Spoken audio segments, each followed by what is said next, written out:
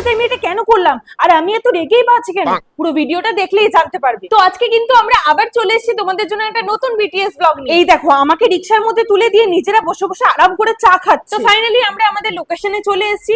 আচ্ছা তোমরা জায়গাটা কেউ চিনতে পারছো? তাহলে কমেন্ট করে অবশ্যই জানি। এই ভিডিওটার জন্য আমাদের খাবার লাগতো, তাই সেগুলোকে এনেই বিজয় ওগুলোর উপর একটু কারুকার্য করছিল। ওহো, তোমাদেরকে তো বলাই হয়নি, এই ভিডিওটা আমাদের বং মালিকের ভিখারির থেকে ভিক্ষা নেওয়ার টেকনিকে শুট চলছিল। এখন খাবারগুলোকে সুন্দর করে সাজিয়ে আমাকে পাহারা দিতে বসে নিজেরা চলে গেছে ভিখারিকে রেডি করতে। এই যে আমাদের ভিখারি একদম রেডি। এখন বিজয় ভিখারিকে দেখিয়ে দিচ্ছিল কিভাবে ভিক্ষা করতে হয়, কারণ আমাদের এই ভিখারি একদমই ভিক্ষা করতে পারে না। তো ফাইনালি সবকিছু রেডি করার পর আমাদের ভিডিও শুরু হলো। মালিক আইডিয়া। ও দাদা খাবে? বসো বসো। আর বলছি যে 10 টাকা না আমার কাছে কম হচ্ছে, তুমি প্লিজ দিয়ে দিন। হ্যাঁ আমি দেবো। আমি তোকেও বলবো উঠিয়ে দে, তুই উঠিয়ে দে। আর হ্যাঁ, এই ভিডিওটাতে কিন্তু আমরা দেখিয়েছি কিভাবে ভিখারিকে দিয়ে রেস্টুরেন্টের বিলটা পেমেন্ট করানো হয়। তো চলো টাটা, দেখা হচ্ছে পরের মিনি ব্লগে।